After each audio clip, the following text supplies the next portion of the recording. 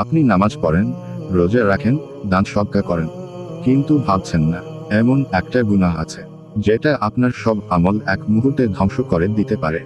আজকের ভিডিওটা শেষ পর্যন্ত না দেখলে হয়তো আপনি বুঝতেই পারবেন না আপনার এতদিনের ইবাদত গ্রহণ হচ্ছে নাকি সব নষ্ট হয়ে যাচ্ছে।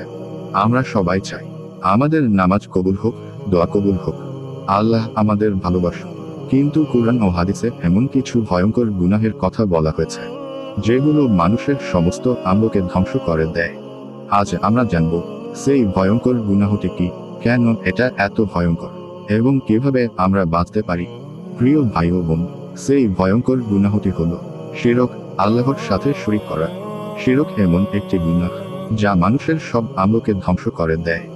আল্লাহ তাআলা কুরআনে বলেন, যদি তারা শিরক করে তবে তাদের সমস্ত আমল নিষ্ফল হয়ে যাবে। ভাবুন, আপনি হয়তো 20 বছর ধরে নামাজ পড়ছেন, রোজা রাখছেন, হজ করেছেন, কিন্তু যদি শিরক থেকে তাওবা না করেন সবকিছু শূন্য হয়ে যেতে পারে।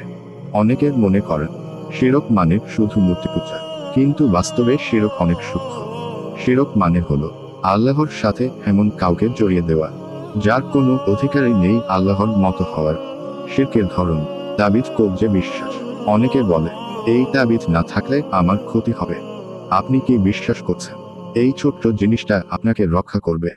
তাহলে আপনি আল্লাহর উপর ভরসা না করে একটা বস্তুতে ভরসা করছেন, আল্লাহ ছাড়া অন্য কারো কাছে সাহায্য চাওয়া।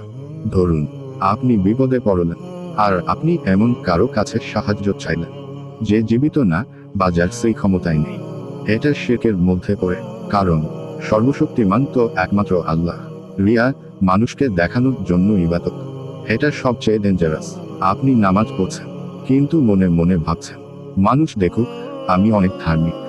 রাসূল সাল্লাল্লাহু আলাইহি ওয়াসাল্লাম বলেছেন, রিয়া হচ্ছে ছোট শিরক। মানে আপনি আল্লাহর জন্য না, মানুষের জন্য ইবাদত করছেন। আল্লাহর উপর পূর্ণ ভরসা না রাখা। অনেকে বলে, ওই ব্যক্তি না থাকলে আমার কিছুই হতো না। না, সবকিছু আল্লাহর ইচ্ছায় হয়। মানুষ শুধু একটি মাধ্যম। যখন আপনি কাউকে এমনভাবে গুরুত্ব দেন যেন সেই সবকিছু করে, তখন সেটা শিরকের কাছাকাছি চলে যায়। একবার চিন্তা করুন, আপনি সারা জীবন নামাজ পড়লেন, রোজা রাখলেন, দান করলেন, কিন্তু কিয়ামতের দিন দেখলেন আপনার আমলনামা খালি। কেন? কারণ আপনার নিয়ত ছিল মানুষকে দেখানো, অথবা আপনি আল্লাহর সাথে অন্য কাউকে শরীক করেছিলেন। কি ভয়ঙ্কর না বিষয়টা! এই শিরক থেকে বাঁচার জন্য সব কাজের আগে নিয়ত ঠিক করুন। শুধুমাত্র আল্লাহর জন্য ইবাদত করুন, তাওবা করুন বারবার, আন্তরিকভাবে। তাবিজ, কবজ, কুসংস্কার থেকে দূরে থাকুন। সবকিছুতে আল্লাহর উপর ভরসা রাখুন। রাসূল সাল্লাল্লাহু আলাইহি ওয়াসাল্লাম একটি দোয়া শিখিয়েছেন। দোয়াটি হলো, আল্লাহুম্মা ইন্নী আউযু বিকা আন উশরিকা বিকা ওয়া আনা লাম ওয়া আস্তাগফিরুকা লিমা লা লাম। হে আল্লাহ, আমি জেনে বা না জেনে শিরক করা থেকে আপনার কাছে আশ্রয় চাই। কেন শিরক এত ভয়ঙ্কর? কারণ এটা সরাসরি আল্লাহর হক নষ্ট করা। আল্লাহ আমাদের সৃষ্টি করেছেন, রিজিক দেন, বাঁচিয়ে রাখেন, তারপরও যদি আমরা অন্য কাউকে তার সাথে শরীক করি, এটা সবচেয়ে বড় অন্যায়।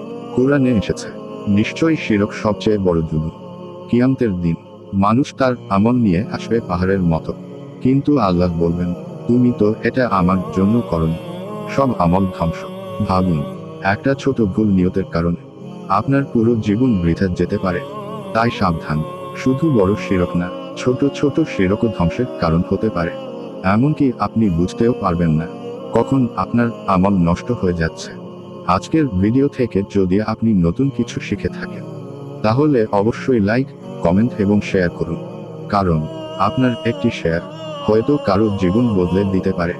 আল্লাহ আমাদের সবাইকে শিরক থেকে হেফাজত করুন। আমিন।